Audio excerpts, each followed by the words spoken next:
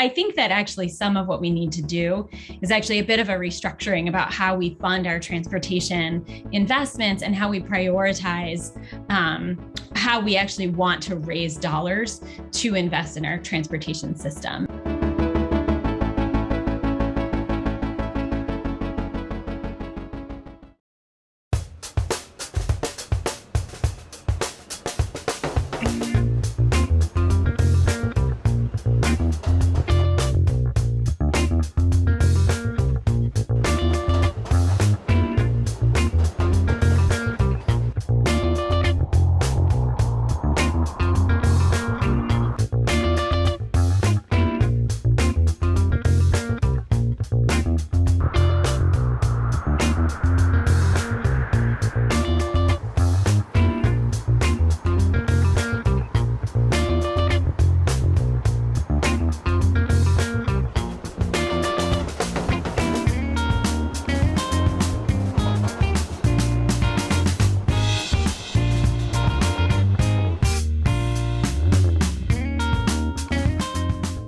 Well, hello and welcome to this GBH News Forum produced by GBH Forum Network, GBH News, and Transportation for Massachusetts. I'm Bob Seay, GBH News Transportation Reporter, and I'll be moderating this series of 4 webinars about the future of mass mobility. Tonight, we discuss funding, goals, and priorities. Over the next 5 years, Massachusetts will receive more than $9 billion in new federal infrastructure funding. This is in addition to existing state and federal funding for transportation. And we ask, what are our needs for investments and for operations? And is there enough funding to make our transit system modern, climate-friendly, reliable, and safe? Before presenting our 3 panelists tonight, I'd like to give the mic over to Josh Ostroff, who'll be one of those panelists. He's the Interim Director of Transportation for Massachusetts and has been our active partner in producing this series. Josh. Thank you so much, Bob. Welcome, everybody. Josh Ostroff here, and I'm really pleased to be working with you and the GBH Forum team to bring forward this really interesting series of webinars to really explore some of the issues that are top of mind for people who care about transportation, as does our coalition. We have over 100 members and partners around the state working on a more just and sustainable, well-funded, safe and reliable and modern transportation network that will serve people in every community. So it's what we do at T4Mass, even if not all of our members are exclusively transportation focused.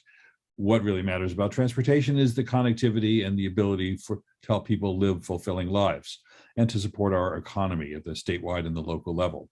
So it's great to have this wonderful panel that I know you're about to introduce. Back to you, Bob, and thanks for the opportunity to work together. Thank you, Josh. And on the panel tonight, Brian Kane, Executive Director of the MBTA Advisory Board, intimately familiar with all MBTA information and what goes on there, and Lizzi Weyant, Deputy Executive Director of Public Affairs at the Metropolitan Area Planning Commission. So thank you both for being with us tonight. Well, we talked about all of this federal money that's going to be coming to us in the next 5 years. So my first question is, it does seem like a lot of money, but is it really? And more importantly, is it enough? Brian, would you like to begin? Well, thank you, Bob, and thank you, Josh, for inviting me. And it's wonderful to be here with Lizzi Weyant, whose work I've admired for many years. I guess the answer is no, and there's really 3 reasons.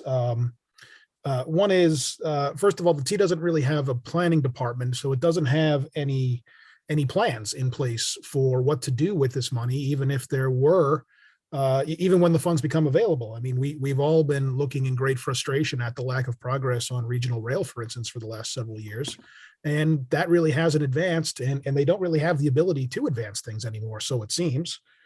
There's also a massive backlog of state of good repair and safety projects. In 2019, it was projected at $10.1 billion, and that was in 2019, and it's grown since then. And finally, and perhaps most importantly, the money that's coming in from the federal government is the wrong kind of money. it's what we call capital money. It's for infrastructure projects. And while this can go to help fill the backlog of the T's needs, it can't be used for things like operating new buses or fueling new vehicles. So unfortunately, the answer is no, Bob, and no one is more disappointed in this than me. Well, Lizzi, let's turn to you. If there is not enough money, then it's critically important how we decide to use it. So what are your thoughts about that from a regional perspective? Thanks, Bob, for the question. And I'll actually just go back a bit and just answer slightly differently to Brian's question. I think it really depends on what you want to fund, which is about kind of answering the question that you're actually asking. How we choose to spend the money that we're getting, and importantly, go after available discretionary dollars, because I think it's really important to remember that some of this bill did actually come with an opportunity for states to try to vie for some competitive federal grant funding that they can go after. That honestly is really the big question. What are the things that we want to prioritize with the money that we are getting? And how do we want to spend the dollars that we're definitely getting?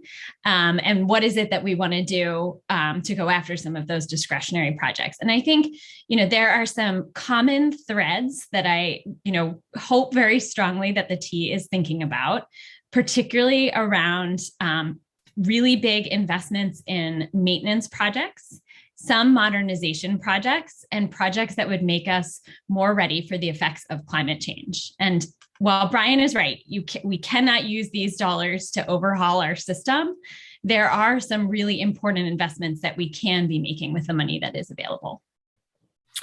And Josh, let's turn to you from your perspective. What are the priorities and how this money should be spent? So thanks, Bob. I think that the priorities need to be first statewide, that as critically important as the MBTA is and the Boston region, we fund transportation, virtually all investments as a Commonwealth. That's good in some ways and bad in some ways, but we need to have an assurance that the needs in Western Mass and Cape Cod and north of Boston, Central Mass, are also being met. And I think there we see many big ticket and small ticket items. East-West Rail, yes, that may be eligible for substantial federal funding. It won't be enough, unfortunately, the federal funding. And that's not to say that we aren't appreciative of the opportunity to get federal dollars for the first time in a long time for big projects. But for every big project that we talk about getting, there are countless bridges and transit roadway projects that we're not able to move forward. So I think the lens, do I want to steer this, or the conversations I like to have, focus on what are our goals? Are we able to leverage these new revenue streams? Well, first, are we able to leverage these new federal revenue streams in order to truly transform transportation, to make sure that it is more climate resilient, ready for a new way of looking at transportation?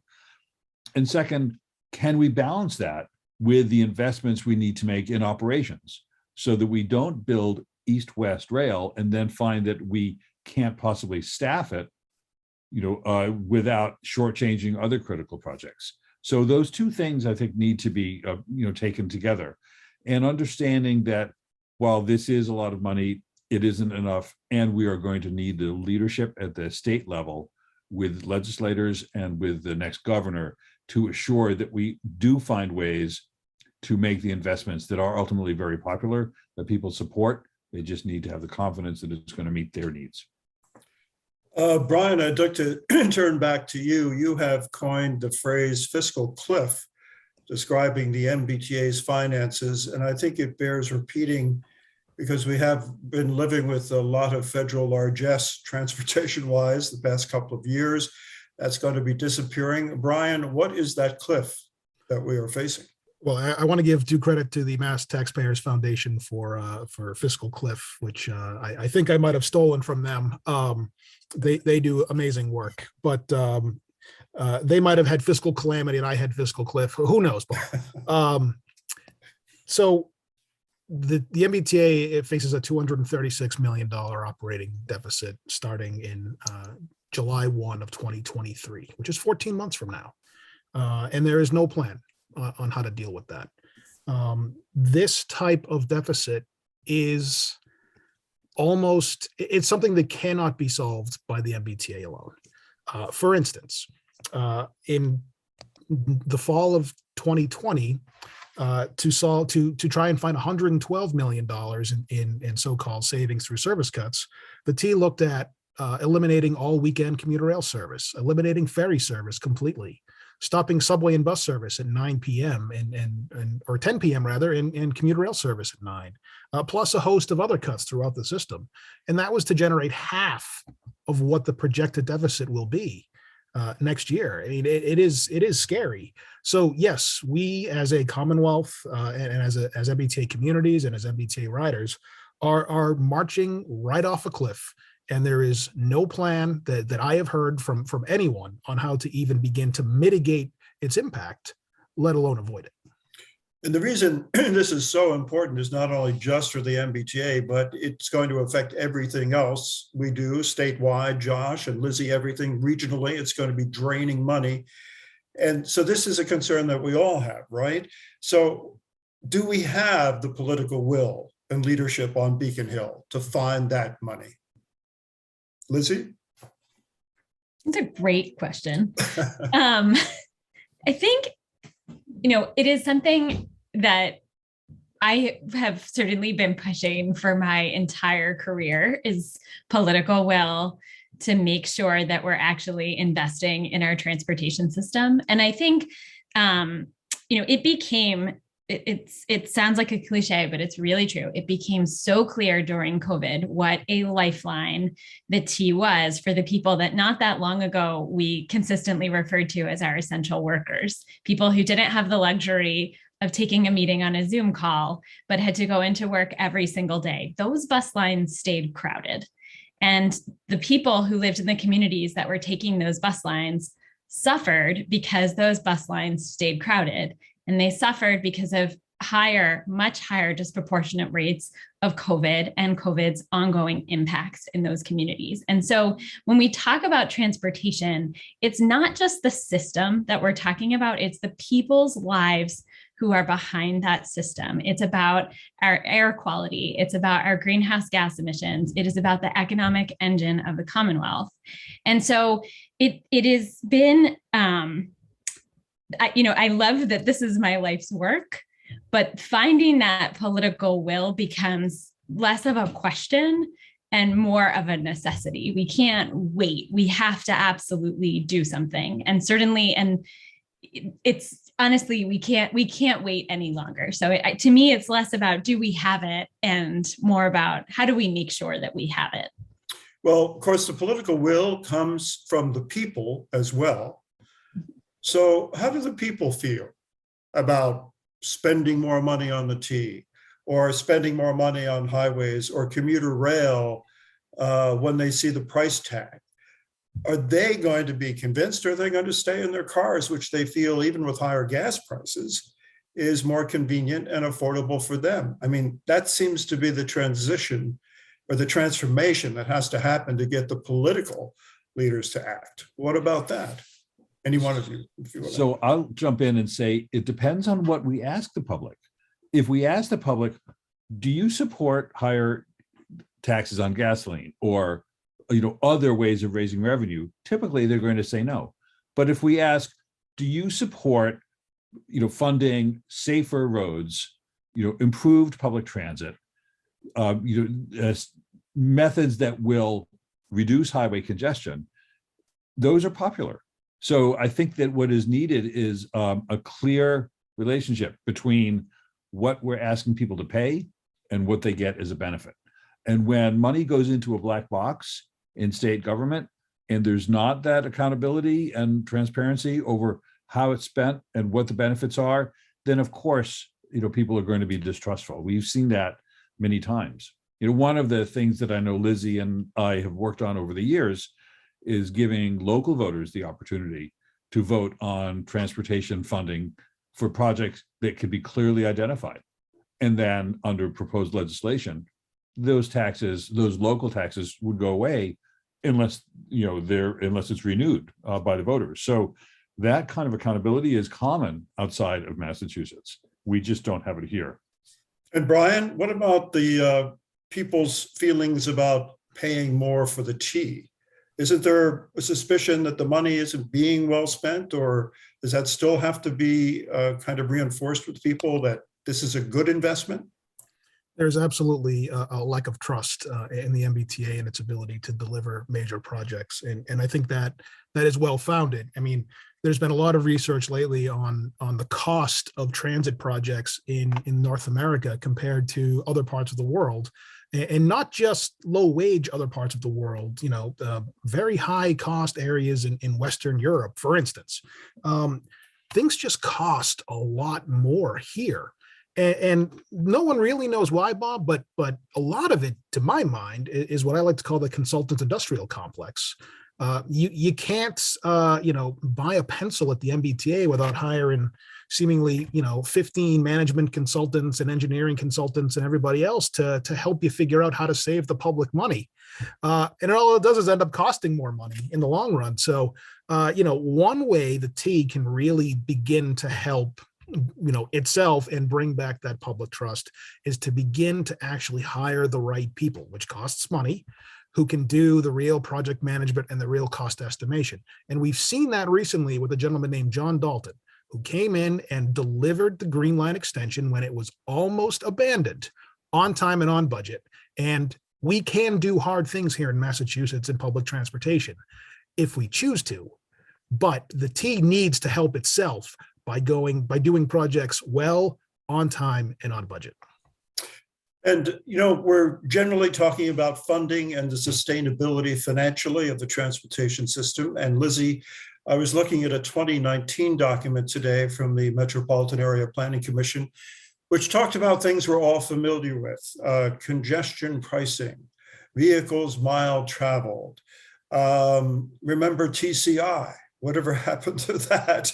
All of these great ideas to try to raise more money, outside of the usual channels have gone really nowhere. So what do we do to change that? Lizzi? Sure. So, I think, do people like paying more? No, but people do like having nice things. And sometimes I find with transportation, and I'll date myself a little bit, there's a little bit of a, if you build it, they will come.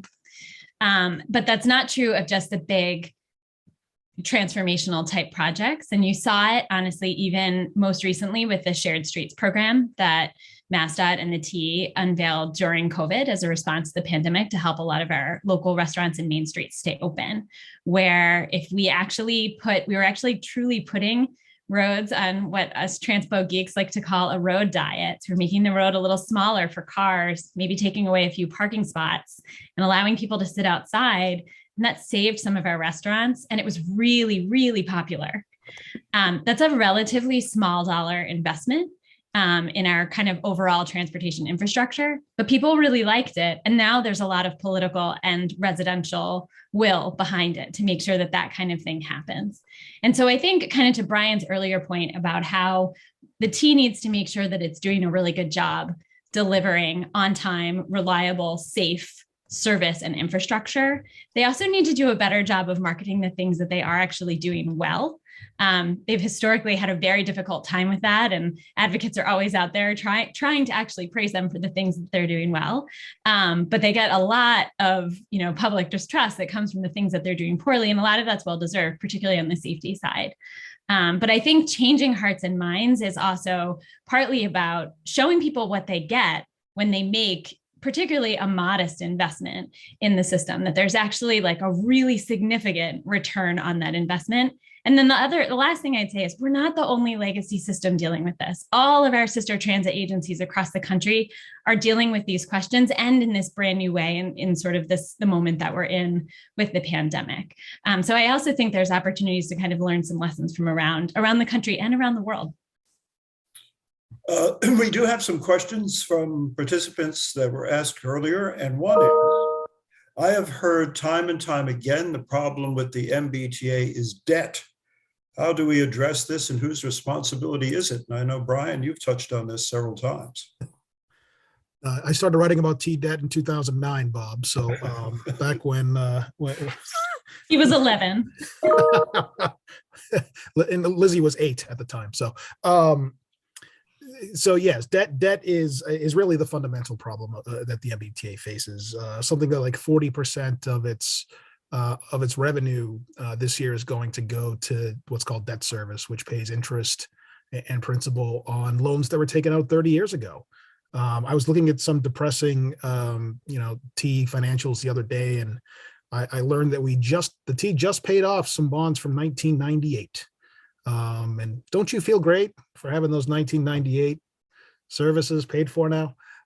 So yes, the debt issue, Bob, though, speaks to the fundamental problem that the T has and is how it's structured financially. When it was recreated in the year 2001 by something called forward funding, it was messed up, and that has led to it continuing to be messed up for the last 20 years. It has what's called a structural deficit, which means no matter what it does on the management side, it will always have a deficit because it has too much debt and because its principal revenue source, which is the statewide sales tax, is insufficient to fund both its operating and its capital needs. And so there's several things that we can do here. We can try to work on the debt. We can try and fix its structure by changing its revenue sources, or we can try to work on its expense side. What we've basically done as a Commonwealth for the last decade is try to work on the expense side. And that really hasn't helped solve the problem. But in terms of debt, Bob, no entity can spend 40% of its income on projects that were started a generation ago and expect to be successful. And for us to expect the MBTA to do it is frankly just not going to happen. No, and I think a lot of people don't realize just what a huge percentage of the operating budget is debt. And it's what, 50%, I think. Yeah, 40% I think this year. So, but how do you fix that, Brian? Where do you just have to find the money somewhere and pay off as much of the debt as possible? Or, I mean, it's got to be fixed. So there's a few ways that it could be done, but basically, yes, it's going to take more money. So one idea is that the Commonwealth itself could come in and take responsibility for some of the MBTA's debt. This is what happened when the Turnpike Authority was eliminated in 2009, I think it was, or maybe it's 2013. So that's an option. There's also an option where the state could give the MBTA additional money, but dedicate that money to paying off its debt service at a faster clip. Ultimately, all of these solutions that we're talking about, Bob, will require more money from somewhere. And in Massachusetts, we don't have counties. We don't really have regional government. So it's the Commonwealth. It's us. It's we as the taxpayers of Massachusetts. And unfortunately, if we want to have a functioning and safe public transportation system, we're going to have to just bite the bullet and do it. And once again, political leadership and will and public pressure, public understanding of what's going on is important. Lizzie and Josh, do you have anything to add to that? I do have a further question. Go ahead. Well, I want to go back to something we talked about a few minutes ago, celebrating the wins. I mean, as the MBTA overhauls its bus network to provide better service to more riders within a similar, financial picture, I think that's something that needs to be celebrated. I don't know that you'd have a party when you burn the note, when you pay off your mortgage. I know for those of us that are fortunate enough to be able to do that in our lives, it's very exciting, but may not get a lot of people jazzed.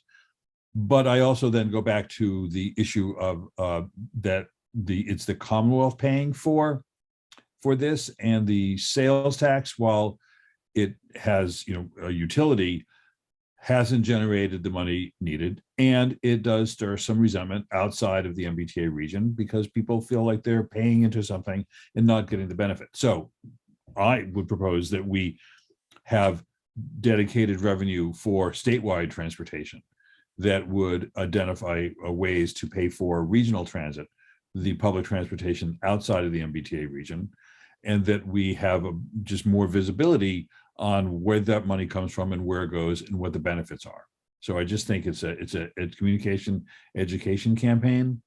And I think that this is what has been, well, I give the governor a lot of credit for identifying some of the operational issues that needed to be addressed at the MBTA and putting management in place to help resolve that.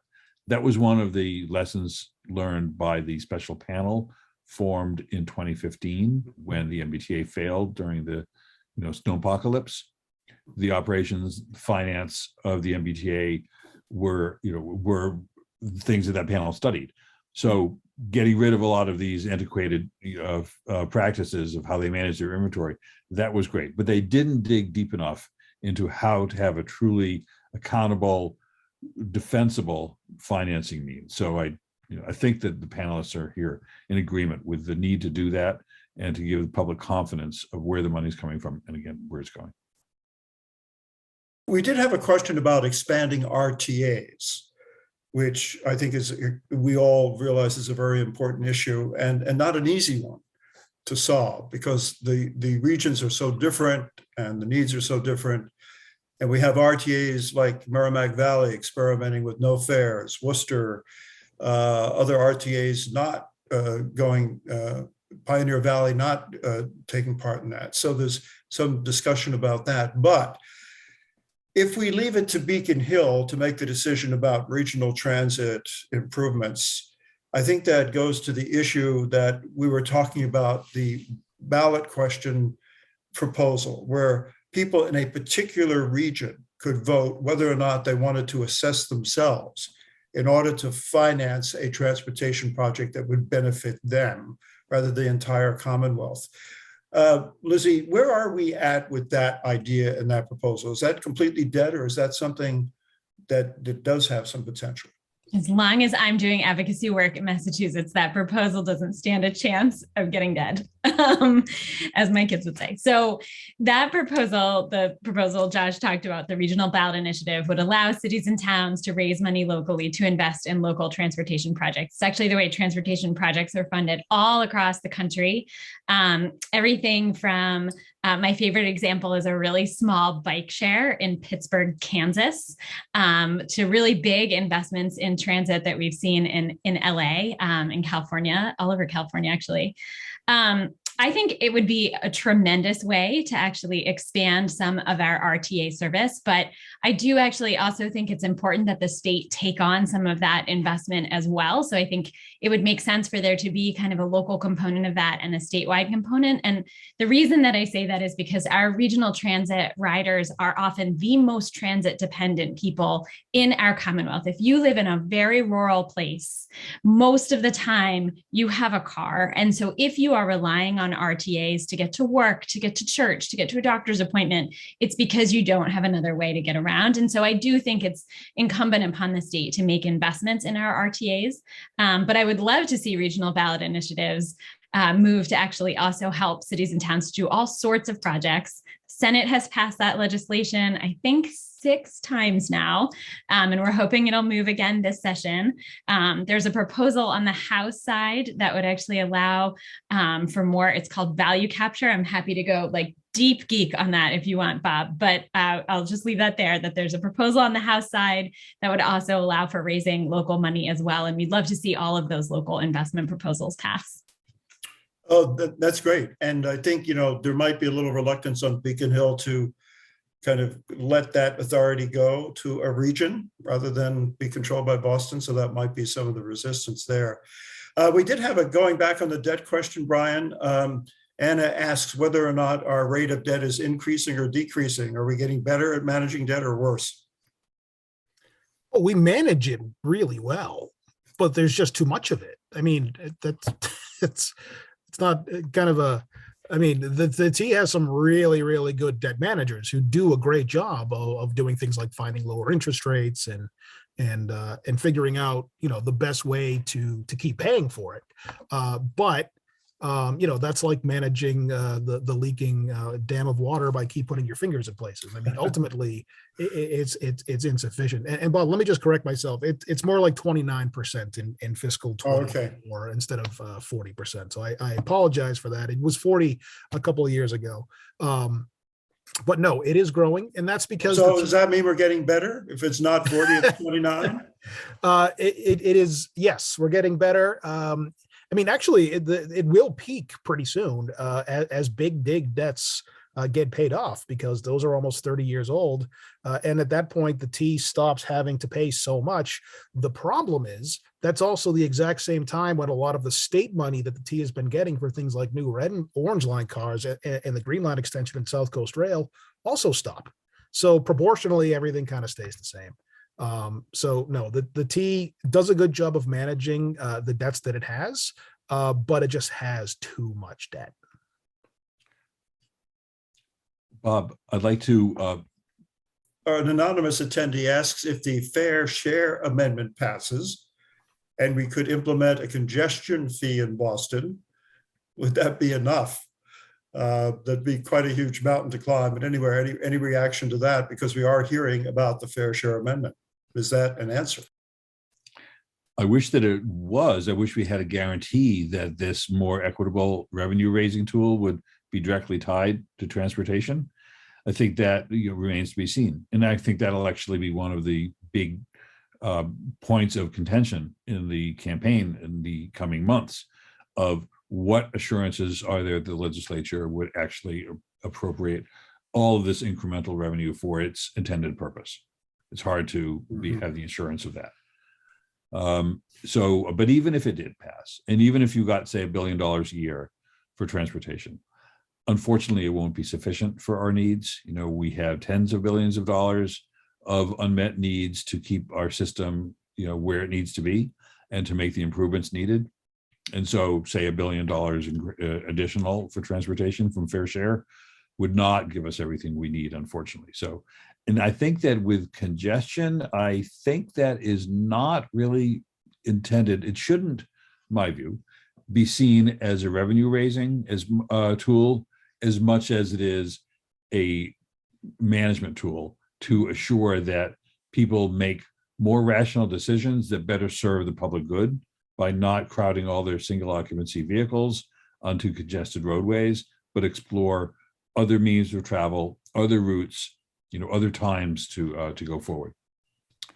So, Bob, can I jump in here for a minute too? Sure. I think part of what's hard, and this has happened year over year, Brian alluded to it earlier, where the T is trying to balance its budget and it responds by making service cut proposals, and then the legislature will come in with a relatively small infusion of dollars. I think part of what's challenging is that there's actually a lot of things that we need to do to make sure that we're raising enough revenue. And it shouldn't necessarily all hit everybody in the Commonwealth the same way, right? So a congestion pricing fee would only affect you if you were driving into essentially the busiest part of the city at the busiest part of the day when you maybe could have taken transit. It's the same thing if we increase our fees on transportation network companies like Uber and Lyft.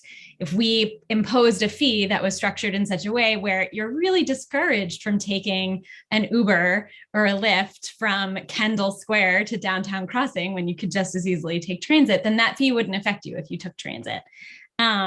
And I think that's similar when we think about how we're charging for transportation based on our climate goals. And I think that actually some of what we need to do is actually a bit of a restructuring about how we fund our transportation investments and how we prioritize how we actually want to raise dollars to invest in our transportation system. And so I feel like we've taken a little bit of this Band-Aid approach. I worry a little bit that that'll continue to happen if we kind of tack on some of these other big revenue raising mechanisms, because we haven't necessarily changed some of the framework underneath.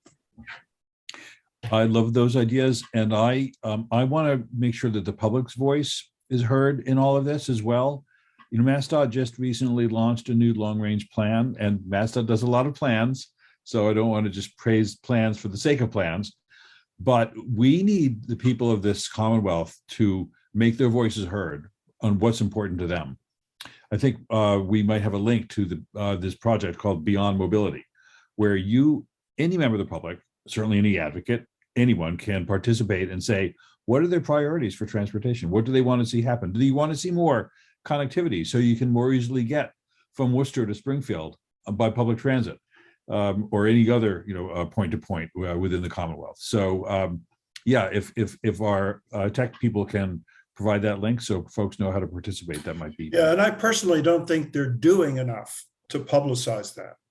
I mean, because they're going to hear the same from the same people, the same voices, the same advocates, the same. They really have to take a different approach to really assessing that. And I see you all nodding your heads. You know what I'm talking about. They really have to get out there where people don't expect to be taking a survey and say, hey, what's going on? And but I think the effort is laudable. I really do. I mean, they really, they're realizing that they don't have all the answers and they have to come up with something. But I remember I did a story on traffic congestion once, and with the wonderful Professor Michael Manville of UCLA, who reminded me that the greatest deterrent to traffic congestion is, in fact, traffic congestion.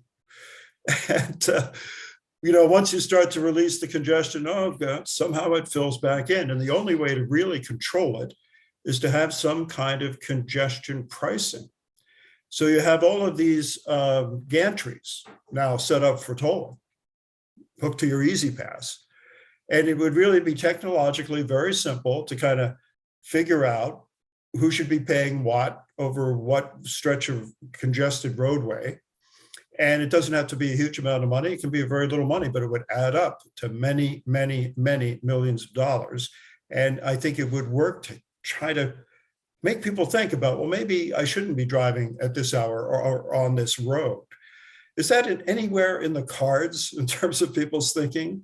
Because it kind of died. I know that Chris Dempsey and I used to talk about it all the time as kind of a dream. And, this is the only thing that will actually affect congestion, except I don't see the political will once again to do it. Any thoughts on that? Well, Lizzi can tell you exactly what bills have that. I guess I would just like to say on this topic, Bob, we almost have to do something like that because the gas tax is declining in terms of the revenue it generates as more cars become electric. And this is something that we as a society have seemingly decided is a good thing for us.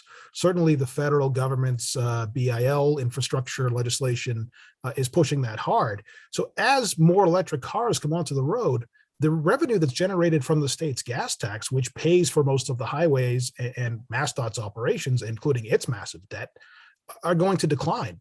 So we have to figure out another way to pay our basic bills, whether it's congestion pricing or parking surtax or vehicle miles traveled, whatever. Otherwise, we're just going to not have any money left in the till. And then I don't know what we do. But again, Lizzi can say it much more eloquently and actually quote chapter and verse. And we're talking about those congested roadways, right? We're not talking about every single roadway in the Commonwealth. We're talking about specific areas that. But even in the way we talk about traffic, like it's almost, we talk about it like it's happening to us, but we are it. We are the traffic. Traffic is people.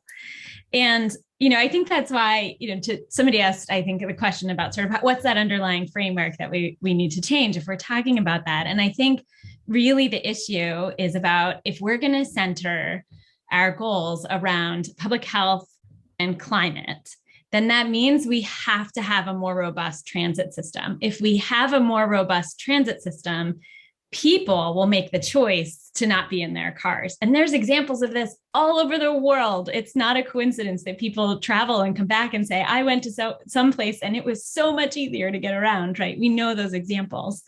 But we have to implement them here. And I think it's not, honestly, I do also think it's not just in our legacy transit system and our subway system. I think it's also making our bus system really reliable, really safe, really easy to use, really networked. And I think the T is actually poised to make some really good changes with this soon. And again, I'm very hopeful that we can all be supportive of what some of those changes look like, and that the T does a good job actually talking about it to residents. So it's so easy for people to use. It becomes a mode of first choice. Okay. Yes, Josh. So I think that framework definitely also needs to include housing, where we incentivize people to live, where we make it possible for them to live. And one of the most far-reaching changes has been unfolding over the past year, legislation that would require every community in the MBTA district to have new zoning that would encourage transit-oriented development, which is great as long as you've got the transit to complement the development, because it's really not a solution to make possible the opportunity for hundreds or thousands of new apartments and condos along MBTA lines if we're still just running service every hour or two. We need a lot more flexible service that gets people where they want to go at the times of day that they're going to need to go there. But that does, the provision of new housing and greater transit all goes together to help solve a lot of our challenges.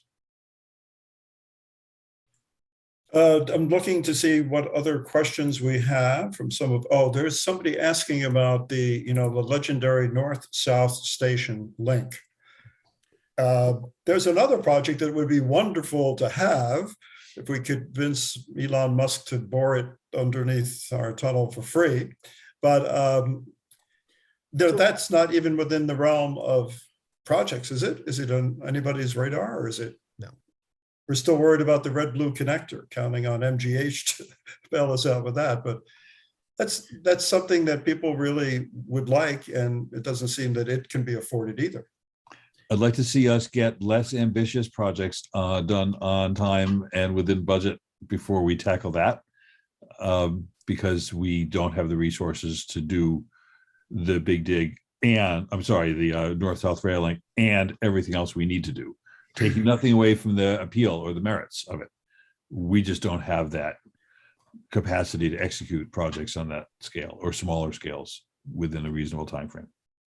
So Bob, can I come back to political will for a second? Absolutely. It seems like it's been one of the themes that's been threaded through this. I think it's important that we cast our minds back to the midst of time, January of 2020, right before the world ended. The House passed a gas tax increase to fund transportation. Lizzi worked incredibly hard on it and drove a lot of it forward. The Senate was poised to take similar action. The governor was relatively supportive, and the T was planning to use those dollars to shore itself up and begin to make the changes. And it's also important to note that ridership in 2019 was some of the highest the T has seen in modern times. So we were almost there. We were this close, and then the world changed. So I think, I do want to give the legislature and the administration credit and the T credit, because it took some hard votes and it made some tough choices. Unfortunately, like everything else, COVID threw a wrench in those works. But we have done this, and we can do it again. And I think, as has been said, it's really in how we frame the questions. And unfortunately, with the safety concerns that we're seeing on the T, and with the effects of climate change, we're really getting close to the point where we don't have a choice. And if we don't do something, there is a real chance that really, really bad things will continue to happen, including, receivership or federal takeover. These things have been floated in the past, and we haven't had to do them. But unless money is found at some point to make the investments that are needed, it's a real possibility in a not too distant future. Yeah, it's a bit scary to contemplate. And, I'm not hearing a lot from Beacon Hill on how that's going to be solved. Maybe this transportation bond bill they're looking at, but I think another theme running through what we've been talking tonight is the incredible need that we have, that a lot of people may just not realize how there's all this excitement about $9 billion, and those of us who knew that it was nowhere near enough money. It was nice, good to have it, but we have to come up with our own way of raising those funds. And I think that's your point, Brian, that if we don't, somebody else may, if we fail. It's interesting to have this discussion in light of last week's program, which was all about the movement toward low-income fare and free fare transit, which there's a lot of political momentum behind. The House, in fact, passed a version of a low-income fare pilot at the waning hours of the last session, and it is poised to do so again. a pilot testing whether or not what the impact of low-income fares would be. It certainly would mean less revenue for the transit system. So are these opposing forces ever going to be reconciled? I don't think they're opposing forces. And I think if we talk about them as opposing forces, we're falling into a false narrative. I think it's really dangerous. It's not entirely dissimilar from what Josh was talking about earlier, that chicken or the egg, if you're going to do housing development versus transit, we have to do it all. And I think, we, again, going back to what I was saying earlier about some of our lowest income riders, they really bore the brunt of the pandemic. And we do have these federal recovery dollars in the Commonwealth right now that are, some of which remain unspent.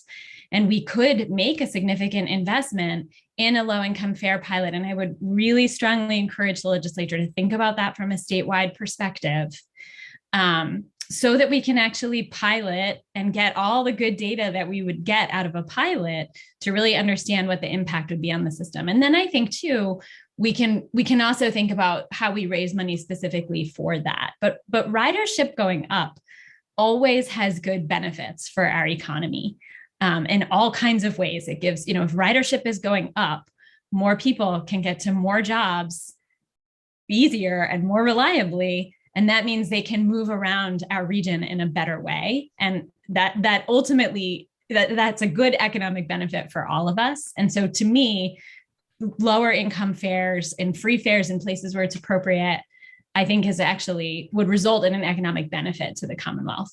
Okay, well, that's an interesting way to think about doing it both, doing it all. But, I do tune in to the MBTA Board of Directors meetings, of which you're a member, Brian. It's kind of an alien subject. I never hear it mentioned. I never hear it acknowledged or even discussed. So is it within the realm of possibility, or does it have to be done another way? Oh no, it's definitely in the realm of possibility, and it's because of a certain mayor of a certain large city here in the Commonwealth. Mayor Wu has put this on the map, and good on her, because nobody was really talking about this before her. So no, she will keep it going. Boston is an incredibly important part of this discussion, and Mayor Wu will continue to make it be an issue. And one of the things in the bond bill, for instance, that you mentioned, is legislation to give Boston its own dedicated seat on the board by increasing the total number. So I think this issue is not going away, and that's because it's really important. The operational benefits that we saw from free fares were incredible. As someone who used to move people on buses and trains on a daily basis, the time savings and the overall customer experience were just amazing. And that alone, to me, makes it worth paying for it. But I'm kind of an operations guy in that sense. The social benefits I get, but for me, speeding up the buses was awesome. So that's why I think I hope this thing continues. I want to jump in and say it is absolutely, I think, a false narrative when we say, well, you want great transit and yet you want free fares. We can't allow that to be seen. We can't allow a broken status quo to somehow become the ideal. We need great transit that is accessible to everybody. And so, say I'm a frequent commuter rail rider because I live in Natick. It is not possible for people working service jobs to ride the commuter rail every day. It's far out of reach, and we need to fix that. And that is not in opposition to having great service. I think that if we are clear as advocates, if we are clear as members of the public that we want transit that works for everybody and is attainable for everybody, that's incredibly important to solving our equity crisis and our climate crisis and our congestion crisis. It goes just back to the political will of making sure that people are ready to step up and solve these challenges, holistically. And do you see that happening? We have to fight for what we believe.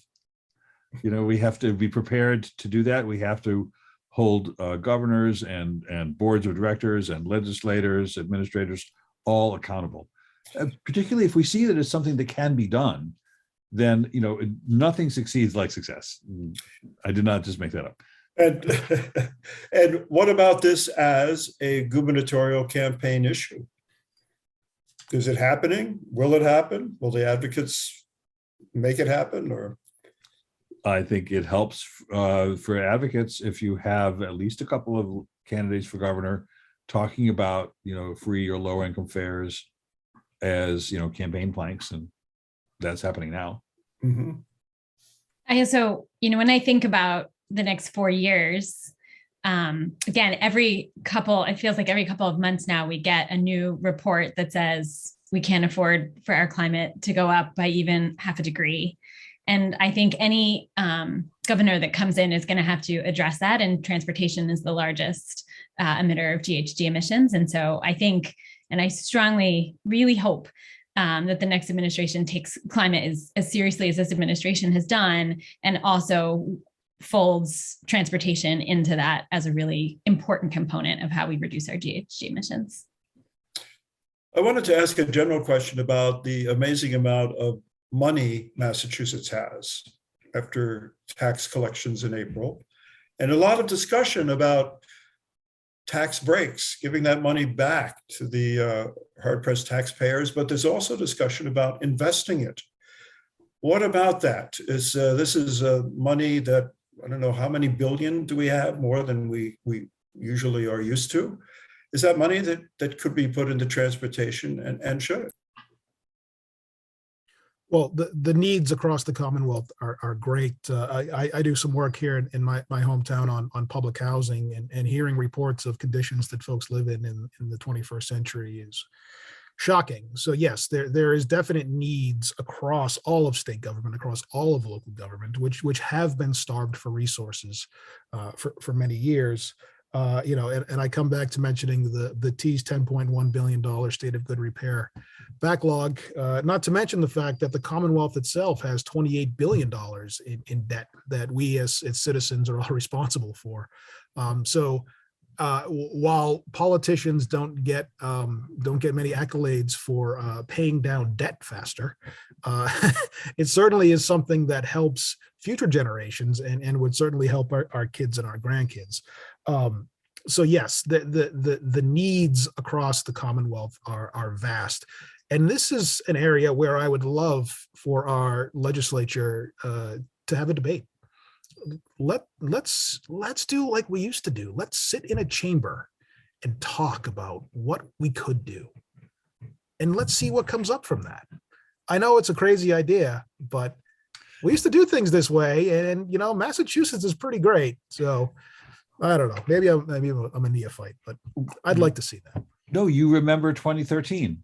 There was a lot of debate in the legislature on the Transportation Finance Act. It didn't go far enough, but there was great, robust debate, and it had the support of the leaders in both chambers. And there's not that debate now.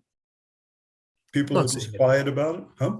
I'm not seeing it, and I don't know if it's there or not, but I'm not seeing it in the chambers, and I'm not seeing it on the gubernatorial hustings.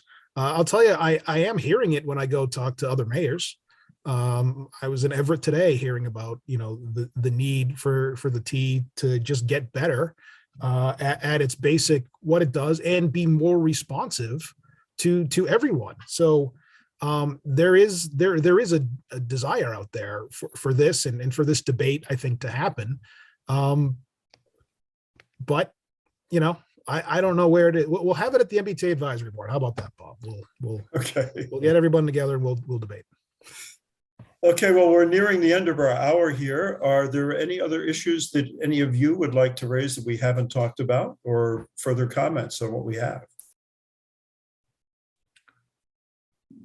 I want to thank Lizzi for mentioning how the people in the communities that have borne the greatest brunt of the pandemic have been historically marginalized and given unequal opportunity to thrive in our Commonwealth. This goes back more than a couple of years. It's part of, unfortunately, the fabric of the country. We have an obligation and an opportunity to right wrongs. I believe we have a duty to do that. And I think thinking of things holistically in terms of transportation and environmental justice is critical. This is a moment to move these things forward. And I don't underestimate the political challenges when we're talking about having these debates. Yeah, that's hard to do. It's easier for lawmakers to debate issues in silos and not think of things comprehensively. But I think that's what we need to do. I think that when we talk about transportation, we need to talk about justice and climate, and we need to, solve more than one problem at a time. I was going to say something very similar, Bob. I think we do have these totally unprecedented dollars, and we have them because we have a budget surplus. We have them because there's an opportunity to apply for discretionary funding, and we have them because of ARPA. And I think that, and new state dollars in the infrastructure bill. And I think if we do not invest those dollars in a way to elevate people who have systemically and historically borne the brunt of long historic racism in our Commonwealth, then we have failed them in a way that just perpetuates the failures that we saw during the pandemic. And I think, when we think about transformative changes, it's easy for us to think about the big, sexy projects that we all want to see, and we do want to see them. But transformative changes to somebody whose life would be really changed by just having their bus show up on time every day we can't underestimate that. And so I think there's definitely enough money to make some of those on the ground changes. And that would make the whole system more reliable and speak to that public trust issue that we've also been talking about during this hour. All right. And Brian, any final words you'd like to? I guess I would just try to end on a little positive note. I'm sometimes called a pessimist. In the 1980s, the T put the Orange Line underground, extended the Red Line, built the Fairmont Line, renewed its entire bus fleet, et cetera, et cetera, et cetera, et cetera, et cetera, to the point where people that worked for the T would go to other agencies to replicate that. So we were great, and I hate to say it, but we can make the T great again. We just have to have the political will. Well, that's great note to end on. Thank you, Brian. And thank you for participating in this webinar about the future of mass mobility. And I certainly want to thank our guests tonight. Very informed discussion. We couldn't have had a better panel to talk about funding and sustainability than Brian Kane, Executive Director of the MBTA Advisory Board, Lizzi Weyant, Deputy Executive Director of Public Affairs at the Metropolitan Area Planning Commission, and Josh Ostroff from Transportation for Massachusetts, who's been our partner on producing this series. Thanks for being with us.